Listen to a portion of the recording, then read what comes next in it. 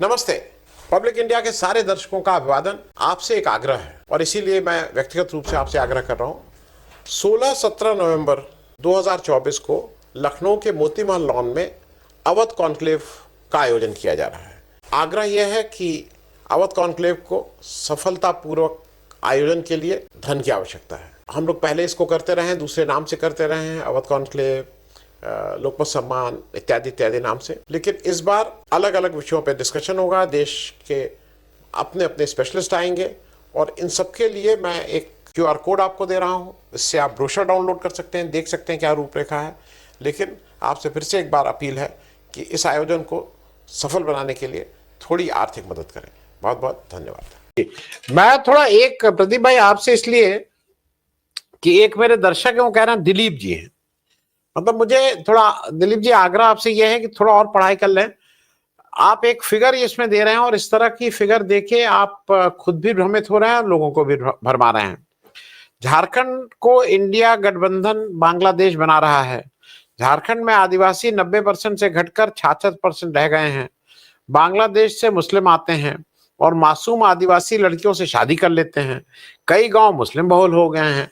इन सब चीजों का कोई सिर न पैर। एक डेटा कहीं आप खुद ही गूगल कर लीजिए, आजकल तो हर चीज का मामला गूगल है। ये जो झारखंड का एरिया है वो छोटा नागपुर का इलाका कहलाता था। ये सरकारी आंकड़े मैं बोल रहा हूं आपको। जो ट्राइबल पॉपुलेशन जिसको कहते हैं पीक्ड, सबसे ज्यादा हुई थी वो 1911 में 38.42% हुई थी 1911 में, और अंग्रेजों के समय सबसे कम 30.89 हुई थी। और आजादी के बाद ये 27 के इर्द गिर्द घूमती रही है और वो अभी भी वैसे ही चल रहा है। तो ये आप जो एक बिना बात के झूठ बोलना, हर बात में झूठ बोल के लोगों को वो करना, मैं इसलिए इस चीज को रोकता हूं। वैसे मैं आप लोगों के इस तरह के रिमार्क को लेता नहीं हूं, लेकिन झूठ तो अगर आप फैलाते हैं तो उससे 10 लोगों को और लगता है कि अगर आप झूठ पे ना रिएक्ट करें।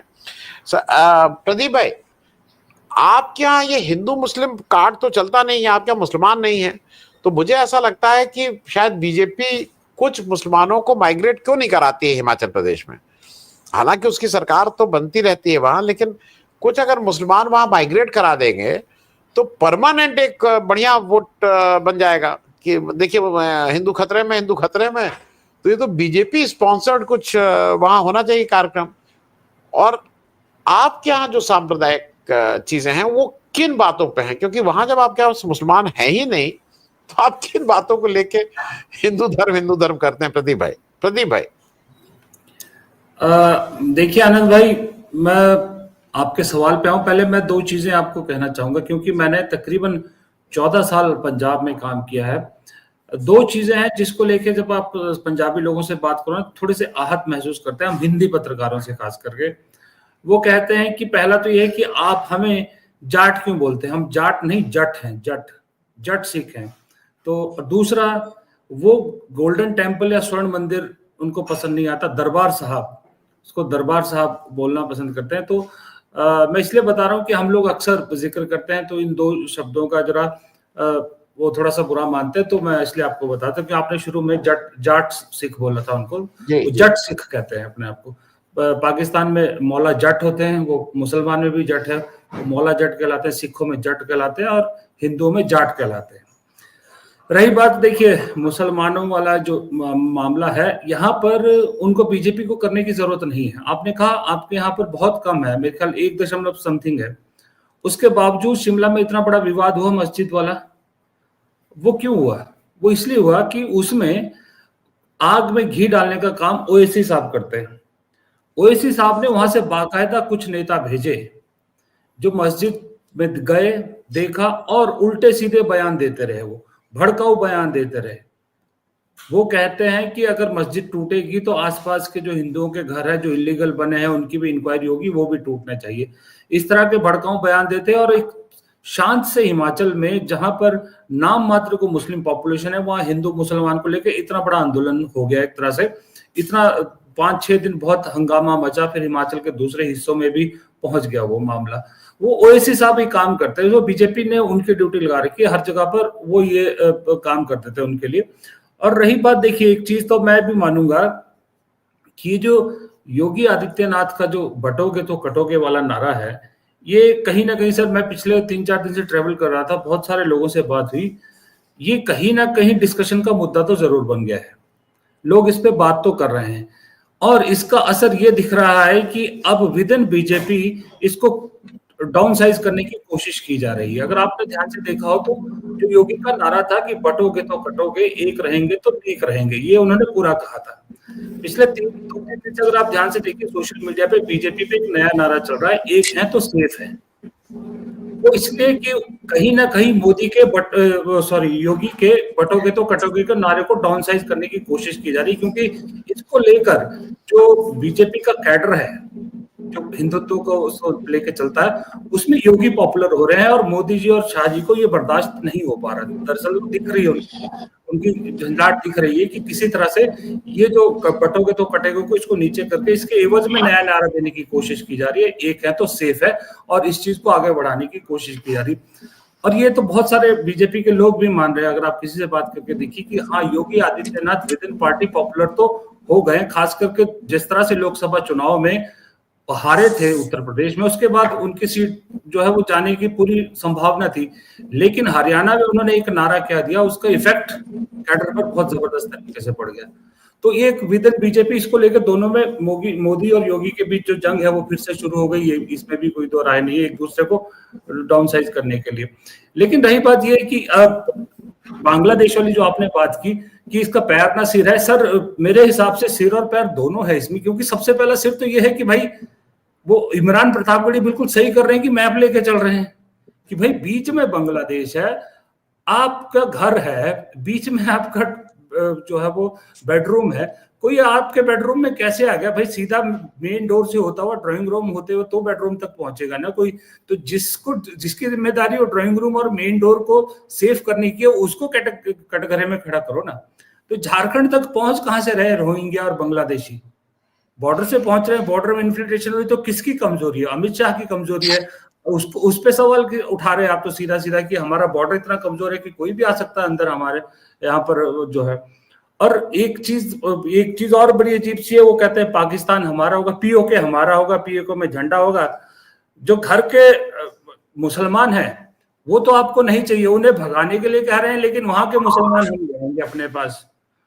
ये दोनों में कोई फर्क है क्या?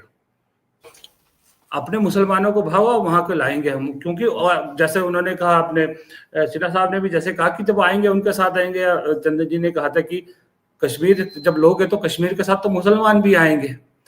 तो ये चीज, लेकिन मेरे को एक चीज इससे ज्यादा मेरे को ये है सर कि मैं 2-3 दिन की जो मैं बात कर रहा हूँ ट्वेल्थ के, कि अक्रॉस द एज ग्रुप ये जो एक नफरत फैल गई है ना, सही में पढ़ा लिखा आदमी भी जो कहता है कि ये गलत है जो बीजेपी नफरत फैला रही है, लेकिन कहीं ना कहीं एक सवाल जरूर पूछता है। वो सवाल ये कि बात तो सही है कि हर बार हमें ही क्यों लड़ाया जाता है, हर बार जो है वो मुसलमानों को जो है वो पाला पोसा क्यों जाता है। इस तरह के सवाल जब किसी के दिमाग में आने लग जाते हैं तो मुझे वो डर लग रहा है कि वो चीजें जो है धीरे धीरे जो जहर है वो किसी में कम किसी में ज्यादा लेकिन असर कर रहा है। जितना जल्दी इस जहर की काट निकलेगी उतना बेहतर है। अगर ये प्रोलॉन्ग कहीं 2034 तक हो गया, 2034 तक के बाद चली गई, अगर 29 में इसका इलाज नहीं हुआ तो बड़ा मुश्किल है। फिर आप ये मान के चलिए कि आपको हर राज्य से दूसरे राज्य में जाने के लिए भी डर लगेगा, क्योंकि ना जाने कहां किस राज्य में किस तरह का आपको रिएक्शन देखने को मिले। क्योंकि सरेआम दिख रहा है, जब आप हिंदुत्व की बात करें तो आप सरदारों को भी साइडलाइन करें। इफेक्ट आपका बटोगे तो कटेगे का इफेक्ट है ये कनाडा में जो हो रहा है। और कनाडा में आप मान के चलिए अगर सरदार जो चाहे खालिस्तानी ही सही वो हिंदुओं पे अगर कर रहे हैं और हिंदू जो लोग हैं वहां जिस तरह के बयान दे रहे हैं, उसका असर पंजाब में पड़ रहा है।